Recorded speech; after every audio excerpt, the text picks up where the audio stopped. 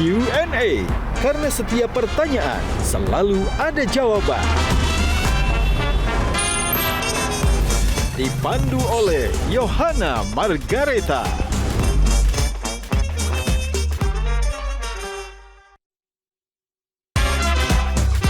Panelis kita hari ini. Yang dulu jadi lawan-lawannya Mbak Inul juga datang minta royaltinya juga enggak? Tantangan terbesarnya apa di masa sekarang kalau mau jadi penyanyi dangdut? Bagaimana cara memandang diri sendiri di kala itu dan di masa sekarang? Apakah ada perbedaan? Oh gini-gini walaupun aku udah dandan cantik, kalau dia mau makanan apa aku juga masukin ke dapur kok Mbak. Ya. Oh gitu. Ketika saya yang sakit, saya yang diuber-uber, saya yang dimintain duit, lulu semuanya buka yang sama dengan saya, nyantai-nyantai aja. Sahabat. Wow. Ketemu saya itu saya didik tidak boleh punya sahabat. Musuh kita itu biasanya itu orang-orang terdekat. Halo pemirsa, apa kabar? Jumpa lagi bersama saya Yohana Margareta dalam program spesial Metro TV Q&A. Karena setiap pertanyaan selalu ada jawaban. Pemirsa, kali ini spesial sekali. Q&A menghadirkan tamu untuk Anda. Dia adalah sosok musisi dan pengusaha, perempuan pejuang keluarga, dan juga memiliki support system yang super green flag. Siapakah dia? Langsung saja kita berikan tepuk tangan yang paling meriah untuk Inul Daratista dan juga Mas Adam Suseno. Mbak Inul, apa kabar? Mas Adam, apa kabar? Silahkan duduk. Sehat-sehat Mbak? Alhamdulillah. Mas Adam sehat juga? Baik, Nah, sehat. tidak hanya Mbak Inul dan juga Mas Adam, ada juga para panelis yang luar biasa. Malam ini ada Kang Maman, Kak Melisa Grace, One and Only Soleh Solihun, dan teman-teman audiens yang ada di sini, terima kasih. Dan Jaksa Agung. Pak Jaksa Agung, oh ya ampun. Tapi bicara soal Pak Jaksa Agung, Mas Adam, waktu wawancara dengan Pak Jaksa Agung itu saya pernah menanyakan loh.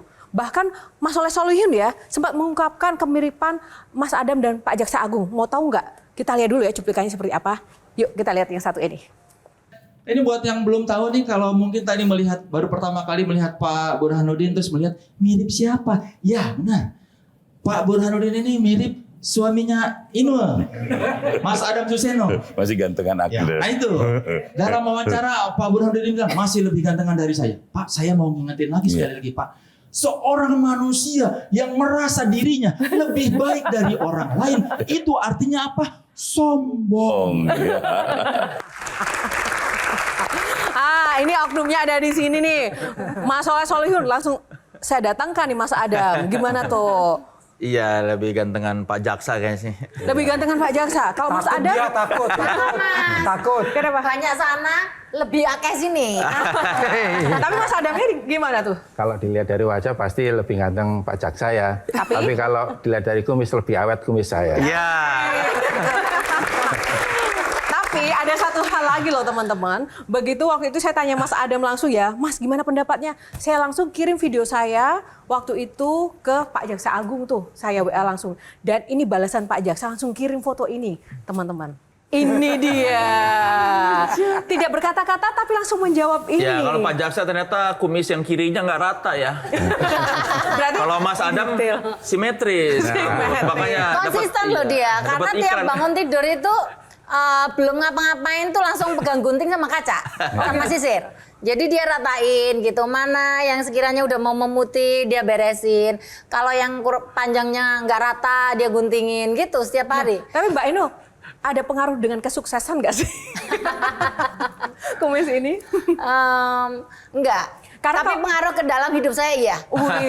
Karena kan kalau Pak Jaksa Agung, dia tuh mengatakan wah kalau punya kumis tuh lebih berwibawa, lebih mantap gitu. Nah kalau Mbak Inul sendiri? Kalau menurut saya lebih gagah sih gitu. Oh gitu ya. Karena kalau saya lihat kalau dia nggak pakai kumis bukan nama Adam, namanya Adem. Adem. Tapi Mas Adam waktu makan mie burung dara nyangkut nggak mie-nya di sini? Mie-nya enggak, burung darahnya yang Kalau nyangkut enggak, cuman makannya yang susah, harus Disibak. disibak dulu ya. Iya. Sekarang tuh menurut Mbak Inul sendiri lebih ngehits Mbak Inul atau Mas Adamnya sih? Loh saya nggak mau lah, lebih ngehit saya kan, saya udah dari zaman kemarin-kemarin. Nah, terus sekarang Mas Adam juga ini banyak fansnya loh Mbak. Iya kan beda.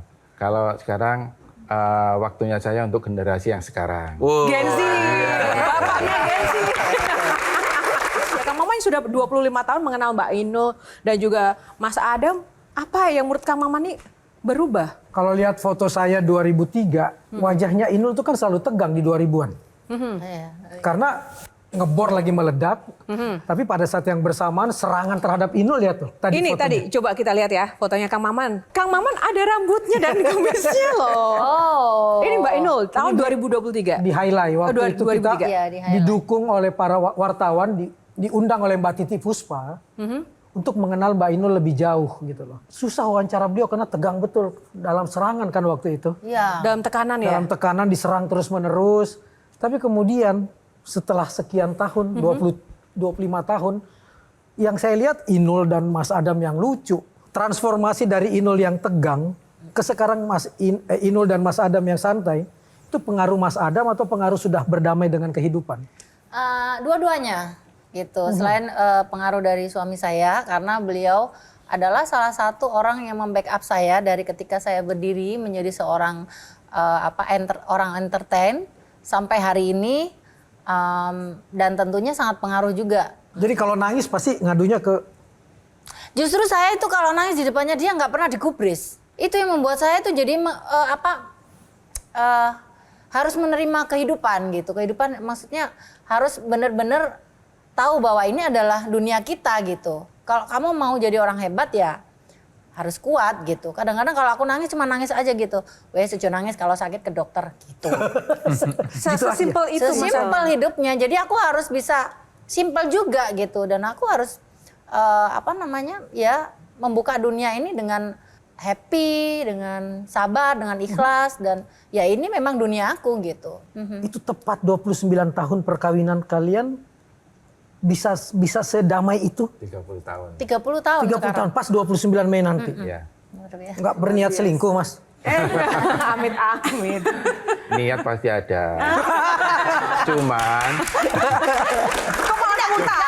Nggak bisa dipungkirin gitu bahwa namanya Adam itu pasti ya tahu sendiri ya kan namanya laki-laki nggak apa-apa. Dan saya sebagai seorang istri memang sudah berjanji dalam sebuah pernikahan itu tidak ada yang mulus. Bohong banget kalau yang namanya rumah tangga itu adem ayem nggak ono. Pasti ada ribut, ada tabok-tabokan, ada ngomel-ngomel nggak karu-karuan. Tapi ketika kita sudah berjanji dalam suatu kehidupan kita menerima dia dengan segala kekurangan dan kelebihannya. Ketika dia melakukan hal yang nggak enak pun juga aku harus menerima ikhlas. Karena ya kamu itu tercipta dari tulang rusukku dan aku adalah dari dirimu ya wes.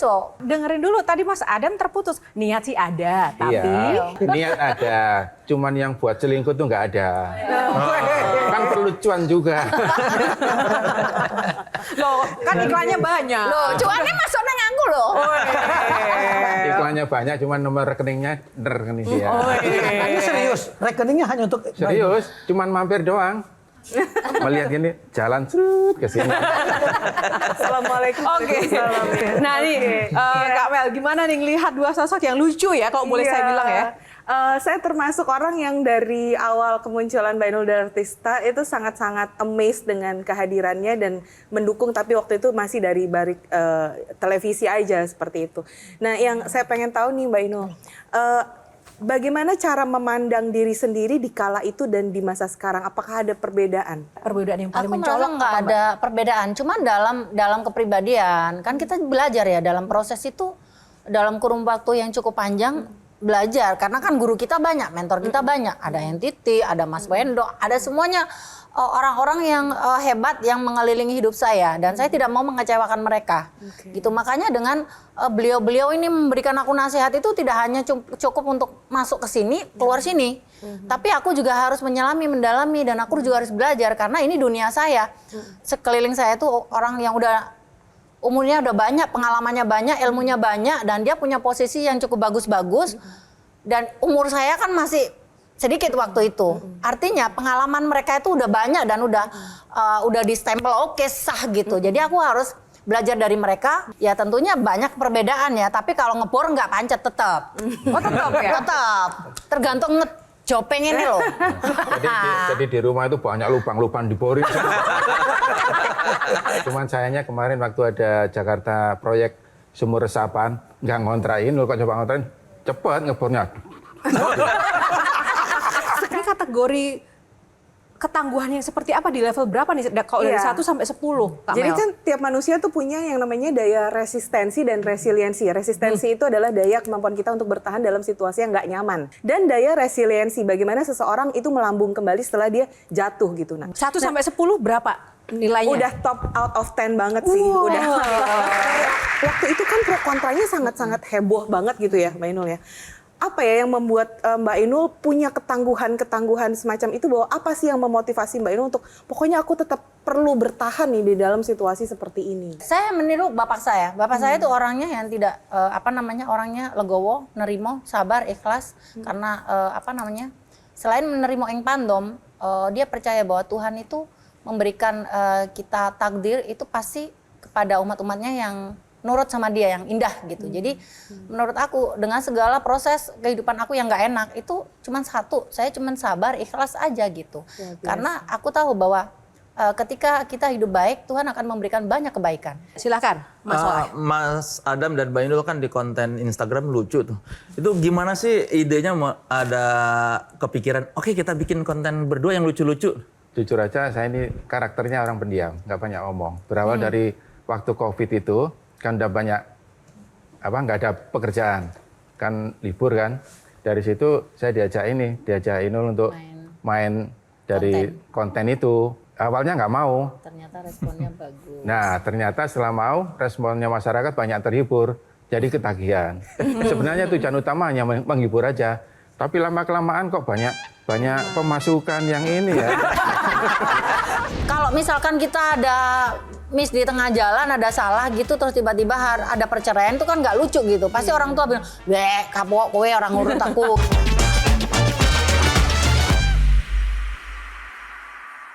Didukung oleh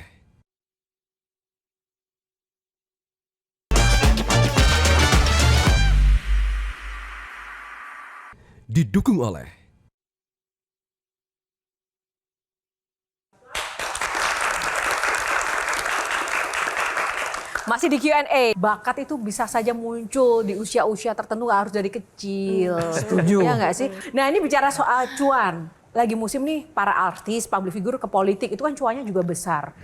Mbak Inul juga katanya juga sering banget tuh ditawarin. Dari zaman ketika fenomenal tuh sudah banyak yang mau meminang. Sampai kemarin waktu pilihan presiden juga. Pilpres, pilkada. Iya, banyak sekali, hampir setiap berapa tahun sekali itu selalu ada tawaran.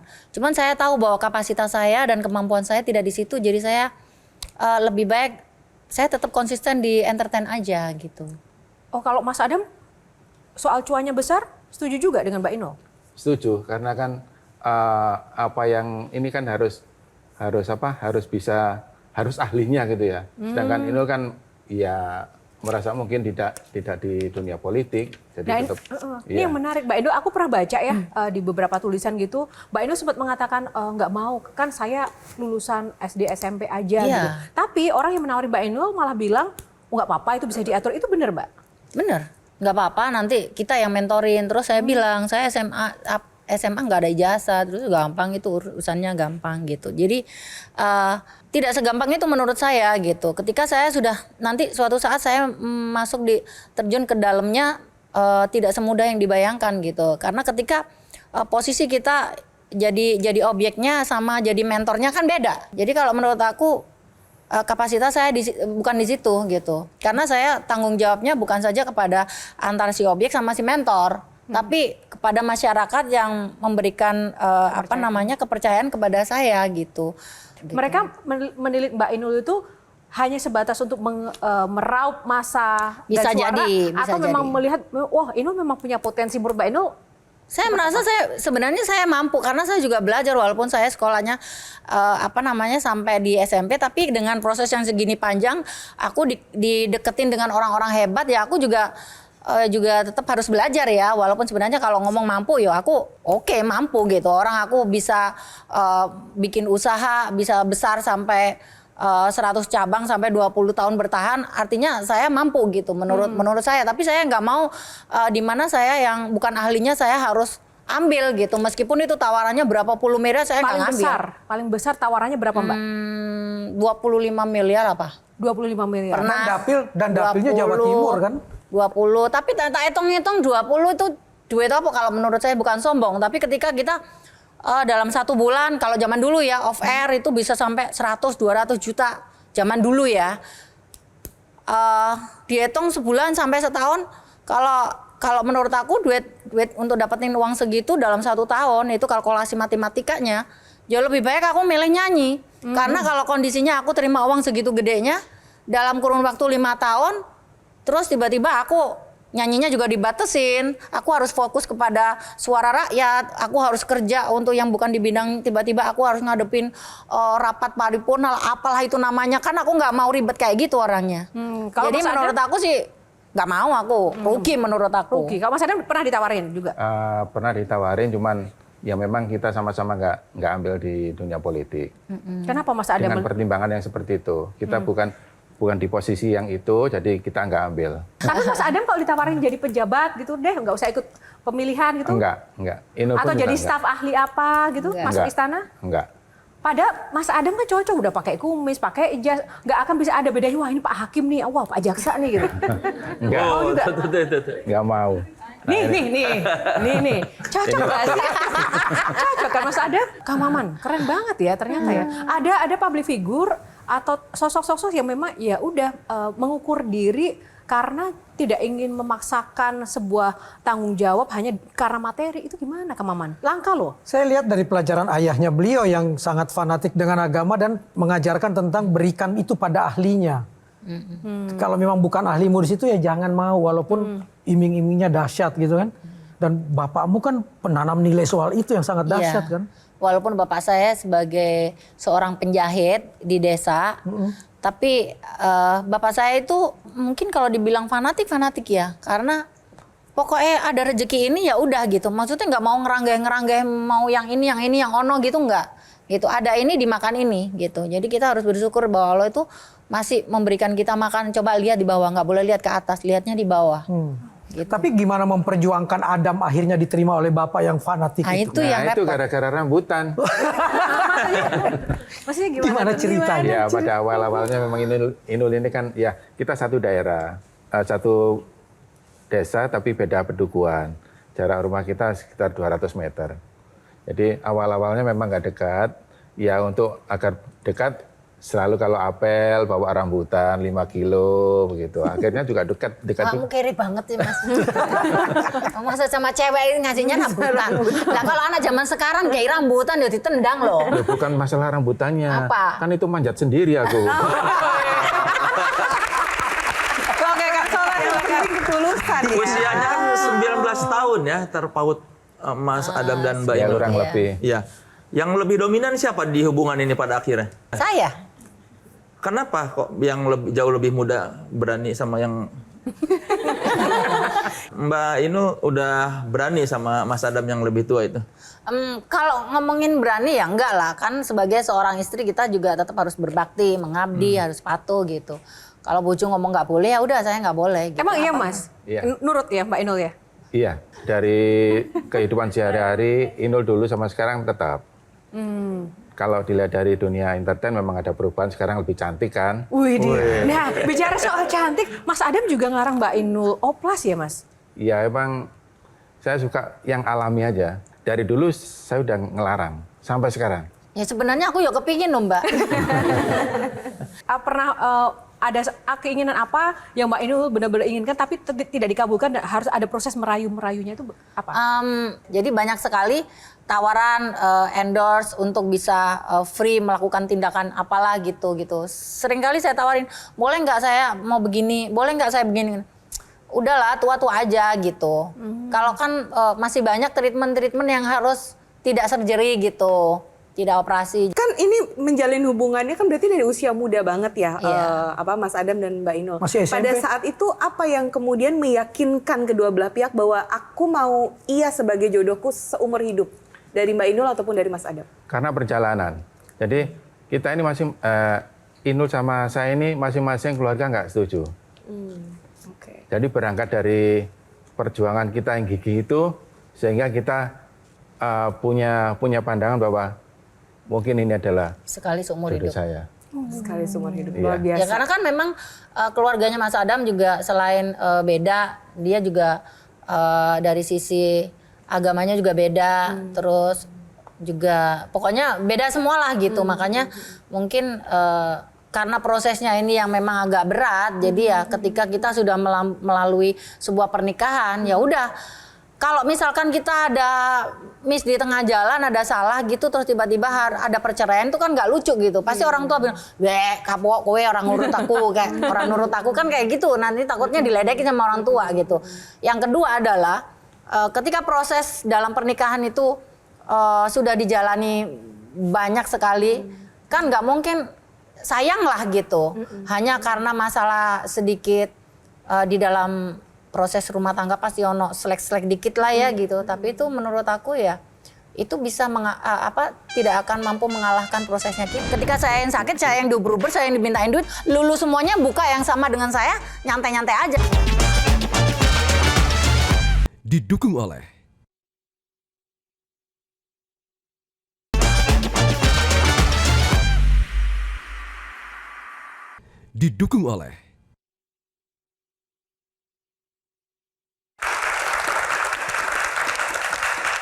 Ya, kembali di Q&A masih bersama Mbak Inul dan juga Mas Adam. Langsung saja deh, Kang Soleh silahkan. Mbak Inul kan pengusaha karaoke ya. Iya. Waktu awal membangun usaha karaoke, bagaimana tuh urusan pembayaran royalti, Mbak? Ruwet. Agak ribet memang. Tapi segala sesuatunya itu memang kan hidup itu berproses ya. Apalagi dalam dunia bisnis. Saya tuh nggak ngerti apa-apa, zonk banget. Sampai awal-awal tuh bagaimana caranya supaya saya bisa mengatur bisnis dengan baik ya. Mau nggak mau aku harus terus, nggak bisa mengandalkan orang lain gitu. Pernah suatu ketika saya ngurus surat izin itu sampai saya melibatkan langsung kepada Bapak Sutioso sama Pak Haryato Bajuri waktu itu untuk membuat perizinan supaya ini tempat hiburan saya bisa operasional gitu. Bapak bilang, Nul, kalau mau bikin bisnis ini Bapak Sutioso ya, kalau mau bikin bisnis jangan diserahin semua sama orang lain, kamu juga harus belajar gitu. Ben kowe ora dibujui banyak orang. Ini izin ini nggak ono duitnya sebenarnya. Ini ngasih izin itu nggak sampai 20 juta waktu itu. Cuman dari orang yang saya suruh urus aja bilangnya satu karaoke itu harus 400 juta apa sekian gitu kan. Makanya Bapak bilang segala sesuatu kalau kamu mau terjunin dengan serius kamu harus terjun di dalamnya. Sejauh itu urusan royalti ya memang agak berat. Dikit-dikit didatengin pencipta, penyanyi minta jatah duitnya ke saya karena lagunya diputar di karaoke saya gitu. Nah, di situ saya mulai berpikir panjang karena ini prosesnya panjang. Sempat ribut juga sama salah satu label dan juga salah satu lawyer juga ya. Itu panjang tuh sampai bertahun-tahun dan ini juga mengajak saya untuk belajar gitu. Makanya ketika sampai di titik di mana saya sudah lelah, saya punya salah satu wadah asosiasi yang mengajak semua para pebisnis karaoke keluarga untuk masuk di dalamnya. Jadi sing loro kabeh, sakit semua, jangan saya aja yang sakit. Ketika saya yang sakit, saya yang diuber-uber, saya yang dimintain duit, lulu semuanya buka yang sama dengan saya, nyantai-nyantai aja, nggak bisa begitu. Lebih baik kita bikin asosiasi kayak gitu dan akhirnya wadahnya jadi terkoordinir. Itu karena sebenarnya waktu itu yang ditagih cuma karaoke Mbak Inul aja ya? Yes, betul. Kenapa cuma karaoke Mbak Inul? Apa kata mereka? Katanya tidak ada alasan yang konkret, tidak ada alasan yang tepat gitu. Yang penting laguku mbok puter neng kono, kon kudu bayar nang aku gitu. Bagaimana Mbak Inul juga melihat konflik soal royalti? Ada nih aksi, ada visi, ada lembaga lain soal LMK ini. Mbak Inul melihat perseteruan antar musisi ini gimana soal royalti? Sebenarnya itu terjadi dari zaman-zaman dulu juga sudah ada ya. Karena saya tidak terlalu masuk ke dalam area itu, jadi saya nggak terlalu ikut di dalamnya gitu. Karena posisi saya adalah sebagai seorang artis yang sebenarnya kalau artis itu di dalam lembaga itu sebenarnya ada haknya juga. Kita menyanyi itu sebenarnya juga ada hak royaltinya. Cuman kita sebagai orang Indonesia ya wes lah. Oleh duit teko nyanyi, maksudnya nggak begitu membutuhkan itu gitu, nggak memikirkan sampai ke situ. Tapi undang-undang atau di pasal-pasalnya sebenarnya dapat juga gitu Mbak. Nah, gitu. setoran Mbak Inul ke LMK atau ke lembaga itu berapa sih Mbak? Oh pasti besar. Kalau ngomongin berapa miliarnya juga tidak etis ya. Tapi yang jelas besar dan disiplin gitu. Terima Jadi beres. memang ada kalau ngomongin royalti itu memang bukan hanya sapluk bayar nggak, ada perhitungannya juga gitu. Jadi per room, per bulan, per tahun yang harus dibayarkan berapa gitu dan berapa jumlah karaoke yang ada gitu tuh. Nah, sekarang kan kalau manggung masih bawain ada lagu-lagu orang kan. Gimana nih menurut Mbak Inul? Nah kan ini ada- sekarang lagi permasalahan seperti itu ya, makanya kita cari aman aja gitu. Kalau misalkan ada lagu-lagu orang lain yang memang kita bawakan, yang minta mungkin prosedurnya antara kita kerjasama dengan event organizer-nya gitu. Ini prosedurnya seperti apa? Karena permasalahan ini kan udah mulai bergulir ya. Jadi saya juga nggak mau ambil resiko gitu. Walaupun sebagai seorang artis ada honor yang memang harus dipisahkan, nggak ada masalah gitu. Yang penting prosedur itu harus semuanya kamu aman, saya aman gitu. Yang dulu jadi lawan-lawannya Mbak Inul juga datang minta royaltinya juga nggak?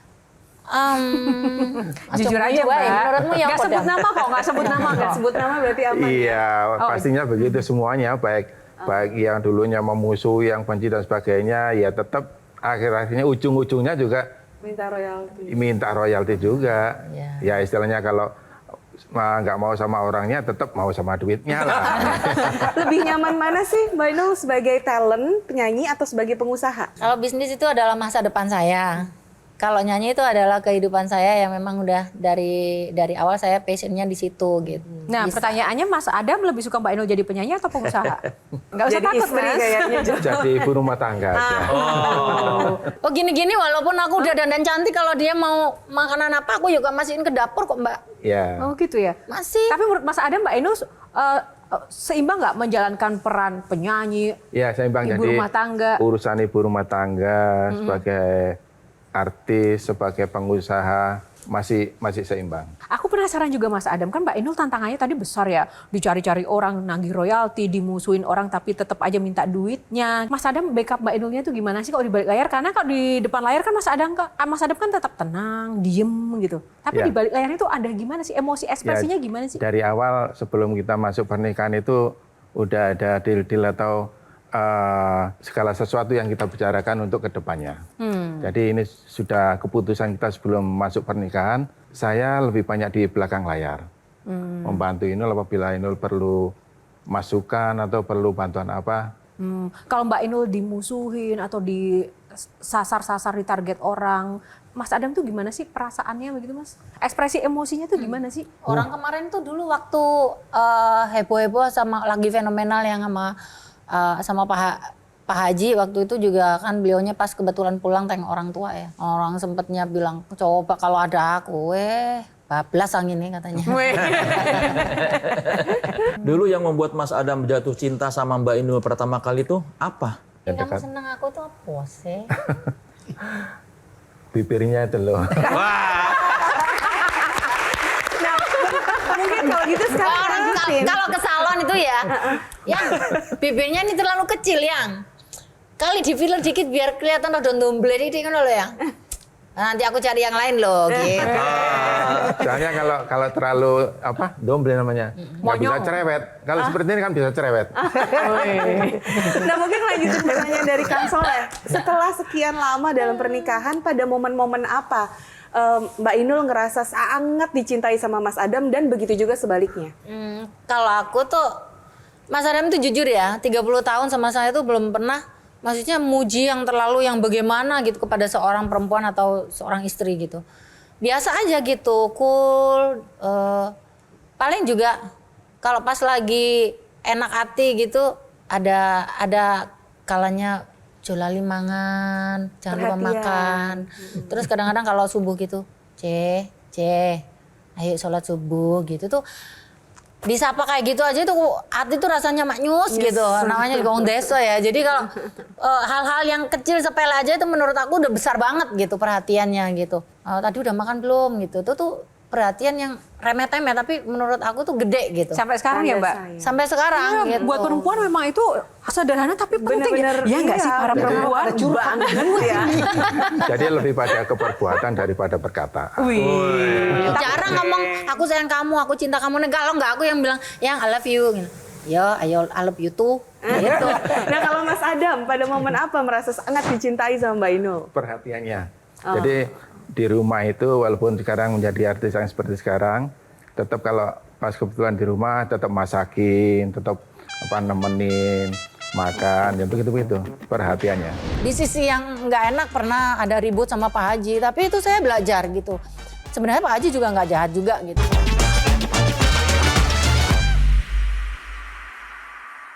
Didukung oleh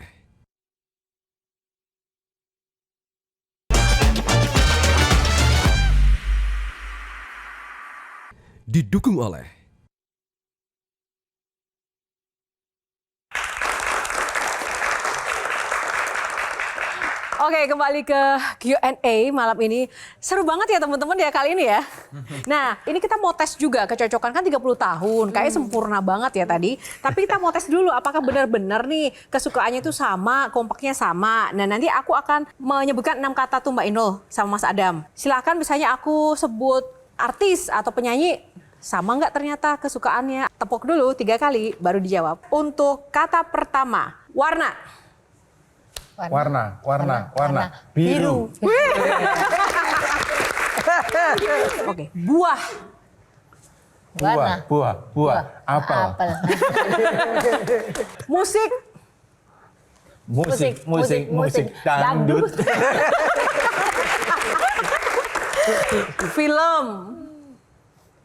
Film. Romantis. Oh, oke, mirip lah. Sahabat. Sahabat. Jadi Inul ini memang sahabat dekatnya memang hampir nggak ada. Memang dari awal dulu ketemu saya itu saya didik tidak boleh punya sahabat yang benar-benar dekat. Jadi Kenapa, sahabatnya Mas Adam? semua itu sama. Karena biasanya itu musuh kita itu biasanya itu orang-orang terdekat kita. Itu dia quotes of the day ya. Terakhir, idola. Idola. Inul. Mas Adam memang sebegitu mengidolakan Mbak Inul ya? Iya, Tidak hanya sebagai istri dan perempuan yang dicintai, tapi Enggak. sebagai public figure juga? betul. Kenapa Mas Adam? Ya memang salah satunya dari perjuangan dulu itu. Dari perjuangan kita kemana-mana, mengantar Inul sama-sama tidur di bawah truk, di bawah panggung, di tepi jalan raya, gitu-gitu yang buat kita nggak bisa lupa. Makanya jangan selingkuh. Ya makanya kan nggak selingkuh kan sampai 30 tahun.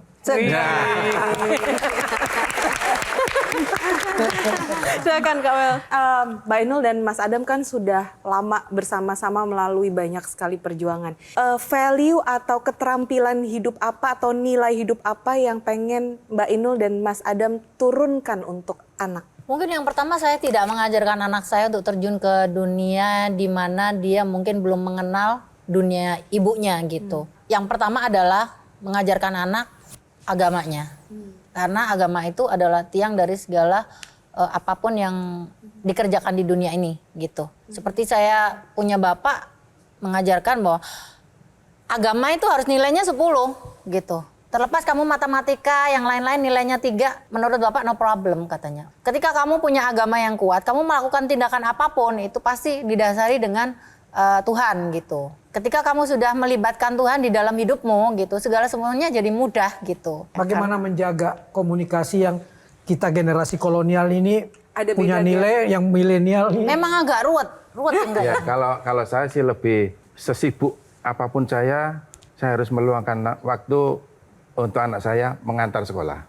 Quality time. Diantar terus. Iya, selalu. Setiap pagi saya selalu mengantar. Loh, Mas Adam ini anak saya ajarkan untuk berterima kasih juga sama bapaknya. Karena dari lahir itu aktivitas saya lebih tinggi. Walaupun saya sudah habis lahiran, badan masih bengkak, udah aktivitas nyanyi.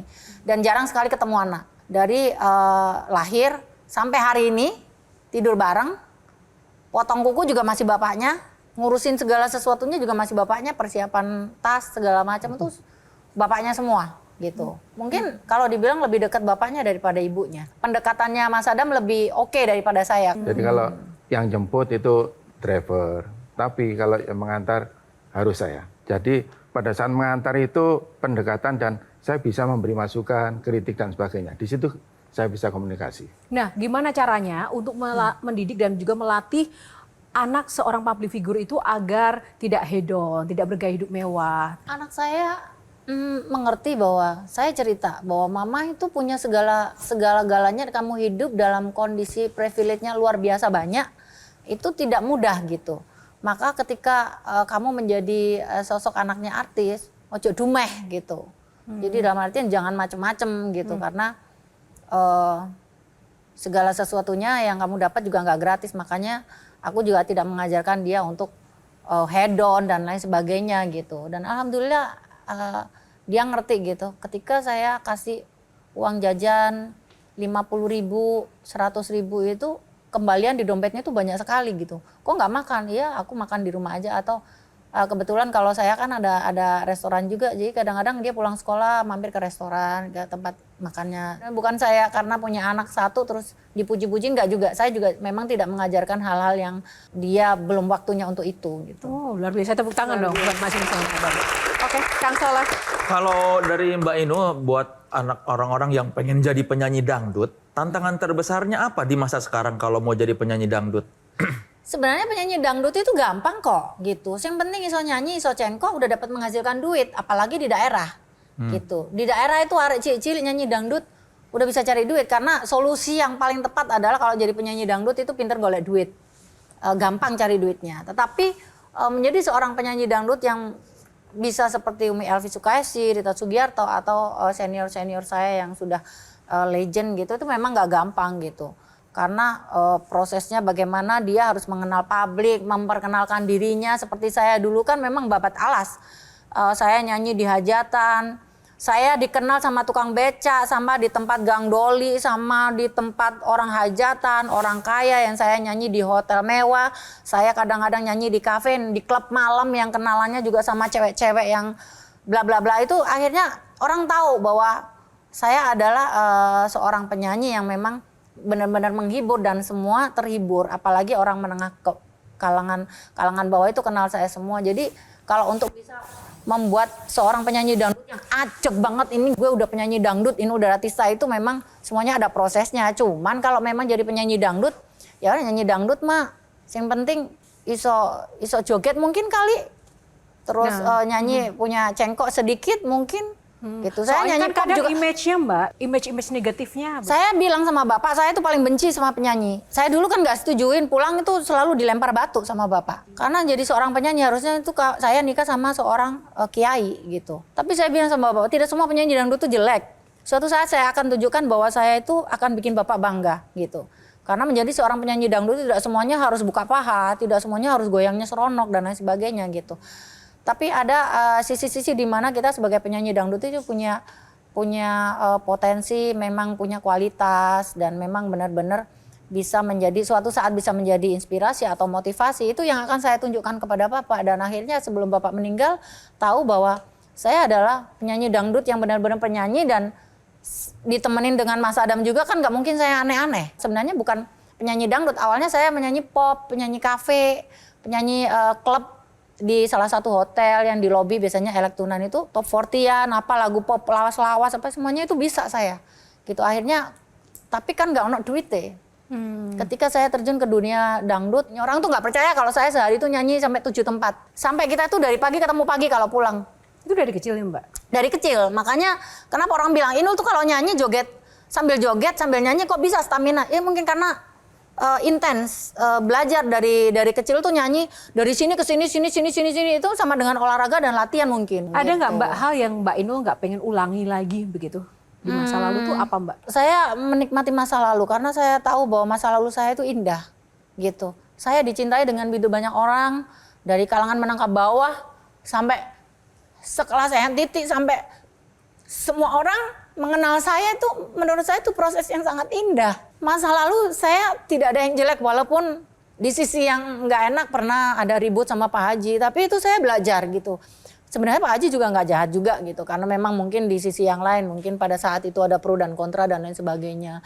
Terus saya dicintai dengan begitu banyak orang, tapi orang-orang itu cinta saya bukan karena saya populer, tapi karena memang ada mungkin ada rasa kasihan karena rasa sayang. Akhirnya saya diajarin dan akhirnya saya bisa seperti sekarang ini tuh banyak orang-orang yang memberikan saya pelajaran. Walaupun kita pernah nggak enak hidupnya, karena itu proses gitu, dan itu menjadi suatu pendidikan buat saya untuk kepada anak saya bahwa hidup itu ada prosesnya, nggak tiba ujuk-ujuk kamu jadi anaknya Inul terus punya duit banyak, punya bisnis banyak, punya warisan banyak. Ketika kamu belajar bagaimana seorang ibumu, bapakmu dulu merintis dari nol, nggak punya apa-apa, sampai sekarang bisa berdiri seperti sekarang ini, iso nyanyi, dua bisnis dan lain sebagainya, dan bisa berdiri kokoh sampai hari ini dihargain orang, itu juga nggak mudah. Momen seperti apa Mbak Inul akhirnya tahu bahwa bapakmu bangga sama kamu? Momen dimana ketika bapak pernah mengatakan bahwa iya, anakku ternyata hebat. Itu ketika saya mengatakan bahwa ketika proses-proses saya ada fenomena yang heboh banget dicekal dan sebagainya, saya tidak pernah ngomong sama bapak. Biar dunia yang bicara, biar bapak yang lihat sendiri bahwa anaknya itu perjuangannya berat. Tapi tidak pernah sekalipun memberatkan orang tua. Nggak pernah cerita yang jelek-jelek. Saya itu, ibu saya, bapak saya itu nggak pernah saya ajak nyanyi. Yang nggak enaknya itu cuma sama dia. Tidur di bawah truk, nungguin saya digigitin semut, sampai nyamuk, sampai tidur di trotoar, malam-malam itu semuanya tidak ada. Orang tua proses sama ibu saya nggak ada yang mengalami itu. Jadi yang akhirnya membuat bapak saya bangga sama saya karena ternyata anak saya itu prosesnya seperti ini sama pasangannya sampai dia besar, sampai sekarang ini baru sadar bahwa anak saya hebat, katanya gitu. Dan itu pujian yang luar biasa sebelum bapak saya meninggal. Kalau ibu sendiri gimana Mbak? Ibu saya adalah ibu orang biasa aja, yang juga Ong Deso yang tidak pernah tahu dunia panggung hiburan seperti apa. Cuman ibu saya tahu di TV. Kalau dulu VCD bajakan itu bapak nggak pernah kasih tahu ibu. Cuman waktu di TV ada cerita-cerita kayak gitu tuh, ibu saya juga baru menyadari gitu. Dan sempat sakit juga karena kok ternyata anakku itu perjuangannya sampai seperti ini dan dikuyok-kuyok gitu. Sempat bilang juga kalau saja kamu bisa tak telan, udah tak telan aja gitu. Daripada harus menderita. Daripada harus seperti itu. Tapi akhirnya satu yang saya minta dari orang tua saya, harus sehat. Kalau ada rezeki dari anaknya harus dinikmati. Dan yang terpenting adalah mendoakan, karena orang tua itu doanya tembus langit. Menurut saya seperti itu. Baik, terima kasih. Oke, mungkin karena waktunya terbatas, Mas Adam dulu, pesan untuk para suami di Indonesia. Mengalah bukan berarti kalah, tapi demi kebaikan dan masa depan rumah tangga. Mbak Inul, kepada seluruh istri. Sehebat apapun sebagai seorang perempuan, kalau kita sudah berkeluarga tetap harus mengabdi, harus santun, sopan, tentunya sabar tak berbatas. Sabar tak berbatas. Coba Mas Adam bilang I love you duluan sama Mbak Inul. I love you. Akhirnya. Terima kasih sekali lagi Mbak Inul dan juga Mas Adam, luar biasa sekali malam ini. Terima kasih inspirasinya. Terima kasih Kang Maman, Kak Mel, Kang Soleh dan teman-teman semuanya. Dan juga ada pemirsa, terima kasih atas kebersamaannya. Semoga episode kali ini bermanfaat dan juga memberikan inspirasi bagi Anda. Saya Yohana Margarita mewakili tim yang bertugas dari Q&A mengucapkan terima kasih atas kebersamaan Anda. Dan kita jumpa lagi dalam episode inspirasi lainnya minggu depan. Sampai jumpa.